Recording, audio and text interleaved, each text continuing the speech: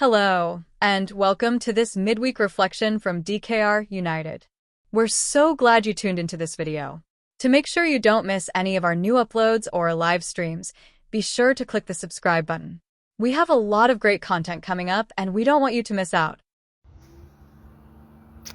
There's a familiar saying that says, the only way out is through. And I think it's a very fitting saying for this Peace Sunday that is coming up on Sunday and Remembrance Day that is coming, fitting for our world today, fitting for every single day of our lives, I guess. I think often we humans figure that peace is avoiding conflict. If we avoid confronting those people that disagree with us, or that we disagree with, if we avoid that we are keeping the peace, keeping harmony. But this Sunday we're going to read a passage from Exodus, an excerpt of the story of Moses, and it reminds us that true peace, deep, lasting peace in our lives and in our world means that we have to confront the things that are keeping us from being less than whole. That's what I want to talk about today. I'm Rev Deanna. This is the Midweek Reflection for DKR United Churches for this Peace Sunday and Week of Remembrance. I am here at the Daysland Cemetery because as I was thinking about where I wanted to record and what I wanted to say, I was reminded of seeing all the Canadian flags at the headstones of those who served. And so, I don't know, you can see there's a couple behind me. I tried to get a camera angle where you could see some of them. And so as we are thinking of peace, I'm remembering all who served our country in times of conflict, who continue to serve in times of conflict, because there is conflict all over our world. Let's not kid ourselves that it is over. So as I think about those who have died and served, I am thinking of all those who are continuing to serve, all who are working, giving their life's work for peace. And so I'm remembering that as I'm here in the cemetery, and I did a little bit of a walk around. I think of families, we have biblical story of families that have let divisions split them.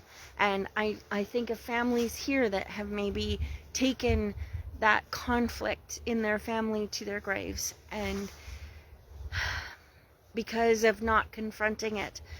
And I think of people that come to cemeteries to find peace.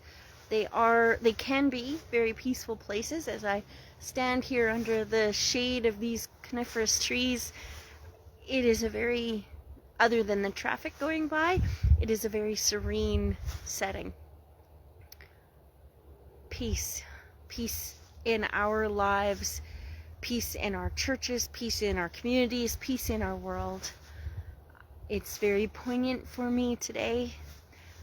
We've just had the election results from our neighbors to the south, and how do we live into a life, into a world that it feels harsh and broken?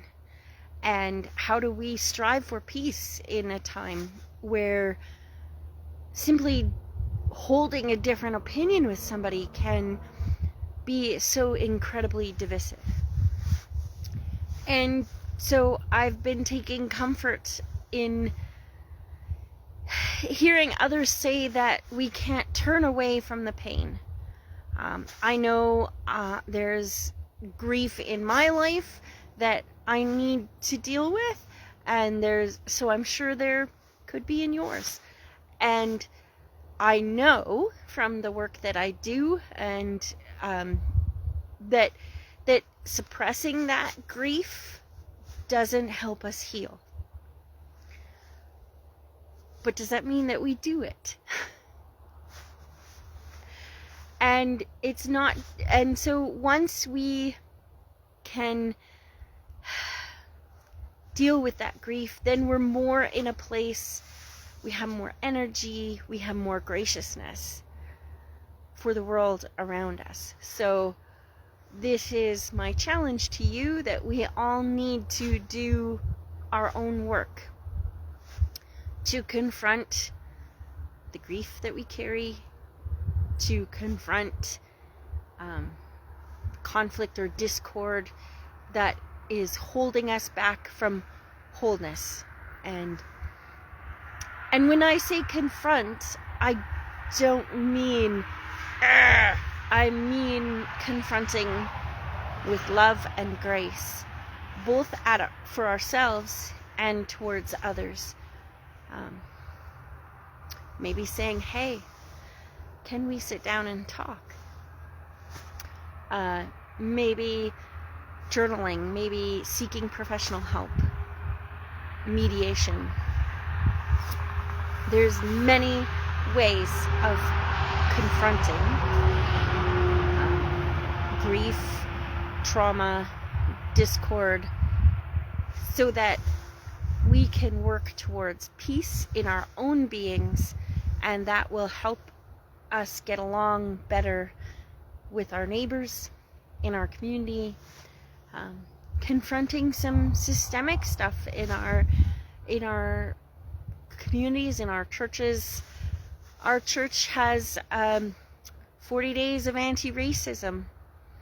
That is us confronting some systemic issues so that we can live together more peacefully. Those are things we need to do.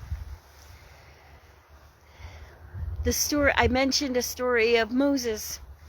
And so on Sunday we're going to talk about Moses and the burning bush, seeing as we're in the Tree of Life series. And I just realized it's kind of cool that I'm under the trees. Yes, so Moses and the burning bush. And God is calling to him to free his people from oppression. If you recall the story of Moses, he was, as an infant, he was Hebrew, and as an infant his life was saved when he was floated in a basket and rescued by the Egyptian princess. And so then he grew up Egyptian, and in his life he saw some of his Hebrew people being tortured, and he stood up for them. And so then he had to flee to save his life, and he was out in the wilderness, and he kind of sort of was also fleeing that conflict, fleeing that discord that between who he was and his family that sort of raised him, and what was happening with his people. And God called to Moses and said, you can no longer ignore this. You need to go and lead the Hebrew people out of Egypt. Now, we romanticize that story and, oh, isn't it nice there? But the process of doing that led to conflict. And so Moses had to confront that conflict, both internally and in his world, in order to help himself and his people reach reconciliation and wholeness. And so that is what we are called to do as people of God, is to confront the oppression, the injustice, the conflict, the discord, the disagreements in our world and in our own beings, so that we can reconcile and move towards wholeness. So this week, as we approach Peace Sunday and Remembrance Day, I hope that you find ways to move through whatever is holding you from wholeness. Gently, lovingly, and with grace. Thank you for tuning in to our midweek reflection, and take care. Bye, everyone. Hello. Thank you for watching our video. If you enjoyed it, please give it a like and subscribe to our YouTube channel DKR United. When you do this, you'll be notified when we post new videos or go live on YouTube. If you haven't already, be sure to check out our Facebook page called DKR United Church to see our local events, worship services, information, inspiration, and so much more.